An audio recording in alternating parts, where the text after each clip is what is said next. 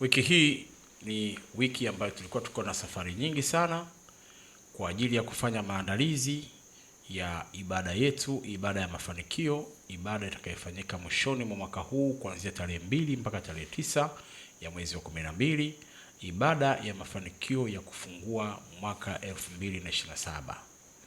Ibada hii ya kiasili itafanyika katika mizimu ya hapa Kingwasa Mikese, Morogoro, Tanzania. Na wewe hapo ulipo una nguvu zako za asili, ambazo nguvu hizo za asili umezipata kutokana na sehemu ulipozaliwa kwa baba na mama yako, ambao wao wana kabila na ukoo ambazo wewe umeenda kudhirithi kutokana na umezaliwa na wao. Na nguvu hizo za asili ni za kwako, ambazo unatakiwa kuzitambua na zikupe mwongozo katika mipango yako ya aina mbalimbali, ili uweze kuwa mtu mwenye mafanikio mazuri katika mipango ya aina mbalimbali. Sasa wengi wetu tumebakia kuamini kana kwamba ibada ya kiasili ni uchawi, tena hasa linapotumika neno tambiko. Neno tambiko limekuwa neno kama la kichawi hivi. Sasa kwa kuwa mimi ni mtaalamu ambaye napenda kuelimisha sana mambo yenu haya ya kiasili, ili muyajue mambo ya kwako wewe mwenyewe, ibada ya kwako wewe mwenyewe, ufungue funguo zako mwenyewe katika milango yako 12 inayoingiza riziki na vitu vya aina mbalimbali katika maisha yako kuanzia kuzaliwa kwako mpaka kifo chako. Sasa kuna kitu moja nataka nikwambie. Kama sisi wa Tanzania au wa Afrika ibada zetu za kiasili tunaziita uchawi, basi tuangalie wenzetu ambao wanatumia ibada zao za kiasili kwa kiwango kizuri sana. Nchi zote duniani wanafanya ibada za kiasili na wanazipa majina ya aina tofauti. Labda kwa sababu ya kwetu limeanza na neno T, kuita tambiko, ndio maana tunaogopa. Lakini uhalisia ni kwamba ni tamshi lilotamkika tu kama tambiko. Tafsiri ya neno tambiko ni ibada ya kiasili au maombi ya kiasili kulingana na kabila na ukoo wako, au kutokana na nchi ambayo umezaliwa. Kwa hiyo maombi yaliyofanyika na wazee wa kale, wahenga wetu, wahenga wa akili, ndio maombi tunayoyaita ibada ya asili. Na tukumbuke kitu kimoja. Chochote duniani kinatokana na udongo, moto, maji na hewa. Chochote duniani, iwe wewe au kitu chochote kile, kinatokana na hivyo vitu. Kwa mfano, msikilize huyu mheshimiwa hapa. Huyu mheshimiwa anaelezea namna alivyopewa yeye ushiriki katika kushiriki ibada ya kiasili iliyofanyika na kabila la Wahindi katika kiwanda huko Kisarawe, na ametoa ushuhuda wake hapa jinsi ambavyo yeye ameshiriki. Msikilize kwa umakini sana, alafu kisha tutaendelea kukupa elimu hii ili wewe pia usiogope. Njoo ufanye ibada ya asili katika mwisho wa mwaka huu, ufungue milango yako katika mwaka huo 27. Huo ni mwaka mafanikio sana. Ndugu zangu, leo tarehe 5 nimepata bahati ya kwenda kushiriki kutia baraka kwenye kiwanda kikubwa sana nchini Tanzania. Niseme ndicho kiwanda kikubwa cha kutengeneza vilipuzi nchini ambacho kimejengwa Kisarawe. Ni chenye thamani ya zaidi ya shilingi bilioni 15. Kwa hiyo leo alikuja boss wa kile kiwanda kutoka India. Kwa hiyo mimi nikaalikwa kuwa mgeni rasmi wa kubariki zile baraka, kushiriki mitambiko ya watu aina ya Wahindi. Kwa hiyo nimejifunza kitu kimoja kikubwa sana kwenye utamaduni wa Wahindi. Wengi wanaamini mtu anayevunja nazi ni uchawi. Kwa leo kupitia ule utamaduni ulioshiriki wa Wahindi, sio uchawi, ni hali ya kueneza mila na desturi. Ni uwekezaji mzuri mkubwa wa gharama kubwa, mitambo ya kisasa mikubwa ya kutengeneza vilipuzi. Tulikuwa na watu wengi sana, lakini wale watu wa karibu kabisa, na wanamwalika mtu kushiriki ule utamaduni wanayemwamini. Kwa hiyo na mimi nimeongeza imani. Nimshukuru sana Mheshimiwa Rais kwa kuniteua kwa mkuu wa wilaya ya Kisarawe. Kwa hiyo pale leo tumevunja nazi. Nimevunja nazi na kuambia ndugu zangu mpaka mkono nauma. Tukamaliza kuvunja nazi, tukavunja maboga. Unapewa ribogo, unapiga chini mlangoni pale, unabariki, unafanyaji. Ukimaliza pale wananyunyuzia vitu fulani pale, na yule bwana anayeshiriki ana hela. Acha hizi nazi ambazo zinavunjwa na watu hawana hela. Yule bwana ana mzigo, alafu katoka majuu. Kwa hiyo ni kiwanda ambacho kinaenda kuleta faida kubwa sana katika nchi yetu. Kwa hiyo nimeshiriki pale bwana, ngoma wao wameanza saa 12 alfajiri. Sasa na mimi nilikuwa na majukumu mengi sana, kwa hiyo nikawa join kuanzia saa 8 kasoro. Kwa hiyo tumepiga ile saa 8 mpaka saa 11 tunatembea kwenye kiwanda kikubwa sana. Neno kwamba kutoka saa 12 mpaka saa 11 jioni wao wanavunja nazi, wanavunja maboga, wanamwaga dawa zao.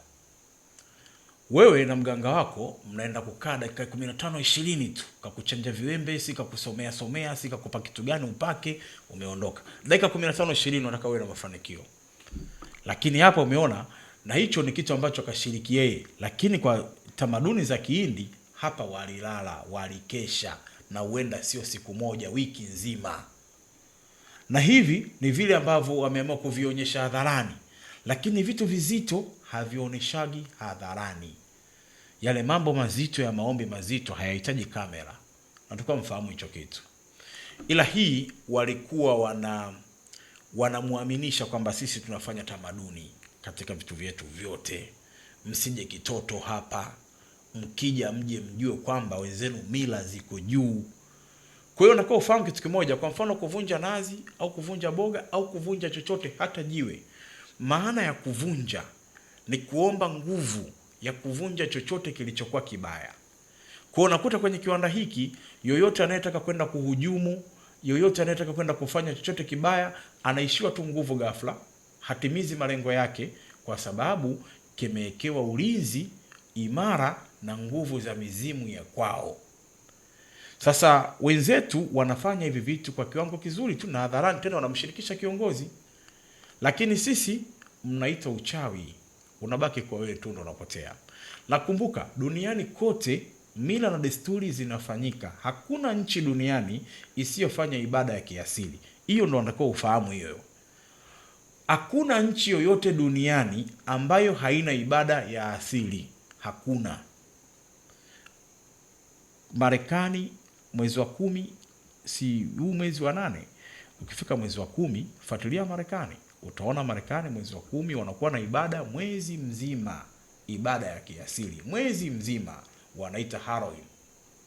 Wanayo maboga, wana mafuvu, mifupa, madude, mavinyago, wanayo. Lakini China nafikiri wanafanyika mwezi wa 2 kitu kama hicho.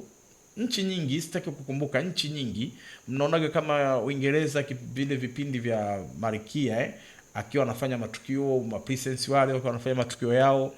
Nchi nyingi duniani zina ibada ya kiasili, kwa sababu ibada ya asili ndo ibada ya kweli ambayo inakuhusu wewe. Sasa nikitumia neno ibada ya asili, mnakubaki kuwa labda nimeweka njia panda tena, kutokana na nini? Mmefundishwa ibada zenu za kukopi.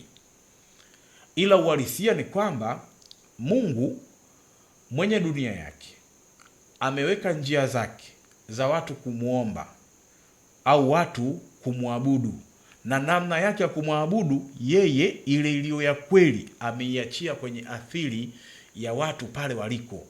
Wale watu asili yao iliyokuwepo pale, kulingana na kabila lao, kulingana na ukoo wao, kulingana na taifa lao, kulingana na sehemu walipokaa, ndo aliwapa utambuzi wao. Waombe vipi, kwa vifaa gani.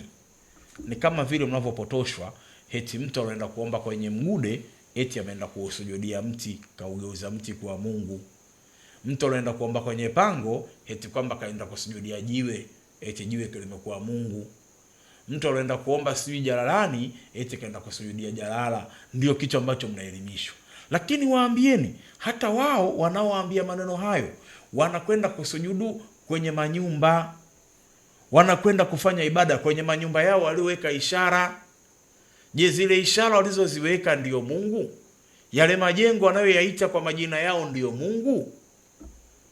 Sio Mungu. Ila wamejenga jengo, wameweka ishara yao ya utambuzi kama logo yao ya kuonyesha sisi ni akina fulani. Kila imani ina logo, mnafahamu hicho kitu. Kila imani ina logo yake. Kwa hiyo wameweka logo ya kutambua kwamba hili ni jengo letu, sisi tutafanya ibada zetu. Sasa wewe pia ufahamu, wazee walikuwa na kodi zao. Kodi zao ni kuangalia, huu ni mgude, wanakwenda kwenye mgude, huu ni mbuyu, au hili ni jiwe. Walitafuta sehemu zilizokuwa tulivu na amani ili watimize ibada zao. Na ibada ya kweli ya Mungu itaombwa kwa kanuni ya siku na masaa, na itaombwa kwa vifaa husika vya sehemu husika. Hiko ndio ibada ya kweli ya Mungu. Katika mifumo mbalimbali ambayo inaweza kutumika duniani kutokana na ibada hizi, huwa hazifanani, kutokana na kwamba kila sehemu wana kabila lao, wana vitu vyao, wana vitu, yani vile vitu vilivyokuwepo pale.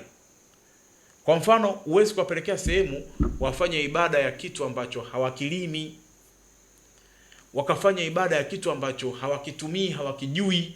Maana yake hata wale wahenga wao wa akili, hicho kitu hawakijui, hawajawahi kukitumia. Sasa mnatakiwa kujifunza sana. Maana yake watu wanazidi kuteseka, watu wanazidi kuangamia, mipango haiendi, ndoa zinaharibika, magonjwa, kila kitu kimekuwa tafulani. Na hao viongozi wenu wa imani kila siku wanawafanyia matendo ya hovyo tu. Unasikia huyu kafanya hivi, huyu kafanya hivi, huyu kafanya hivi, makorokocho mengi yasiyostahili, yasiyofanana na maelezo wanayoyatoa. Yote hii ni kukosa kuelewa imani ya kweli ambayo Mungu alikugaia wewe. Imani Mungu amekupa yeye mwenyewe, yeye aliyekuchagua ukazaliwe hapa. Imani ya pale ulipozaliwa, yeye ndio alikuchagulia. Sasa niwaambie jambo moja. Wewe unaweza kuona watu wamevunja boga ukapuuza, nenda kafanye ujinga uone. Unaweza kuona watu wamevunja nazi ukapuuza, nenda kafanye ujinga uone. Achilia hizo nazi zenu mnazovunjishwa na waganga wenu mitaani humo. Mganga mwenyewe tu, huyo mganga unayemfuata, niliwaambieni, mganga unayemfuata unamkuta yeye ni mtu wa dini fulani, mwambie wewe sio mganga, labda uganga wake uendane na hiyo dini yake. Na dini yake, je, inakubali huo uganga? Jibu ni hilo. Kama dini yake inakatana na uganga wake, basi wewe si mganga. Manake mganga anatakiwa awe na nguvu ya Mungu anayoitumia, huyo ndio mganga. Na ile nguvu ya Mungu atakayoitumia manake ni imani. Leo nikute mimi hapa Babu Amira, nikwambie mimi ni mtu wa dini fulani. Mimi dini yangu ni mila na desturi. Dini yangu ni mizimu yangu, mimi ndio dini yangu. Kwa sababu huko ndiko ziliko nguvu zangu. Ndio nguvu zangu nazitambua huko, natambulika huko, sio kwenye imani nyingine ya mtu mwingine. Kwa hiyo nataka kufahamu sana hili jambo. Nimalize kwa kusema kuna kipindi fulani nimeona vijana waliniuliza mtu, nafikiri nitakuja kuieleza peke yake. Nitaitafuta nitaeleza peke yake sababu jana wameuliza sana ile swali, nitawapeni peke yake. Leo chukua hiki. Tarehe 2 mpaka tarehe 9 mwezi wa 12 ibada ya mila na desturi itafanyika hapa katika mizimu ya Kimwasa. Namba zetu za simu ni 0765559042. Wewe karibu, njoo ushiriki ibada ya asili, ufungue milango yako, ujiandae katika mwaka ujao ambao mwaka huu 2027 ni mwaka wa mafanikio. Ibada inafanyika kwa kila mwaka mwezi wa 12 tarehe 2 mpaka 9. Karibu sana.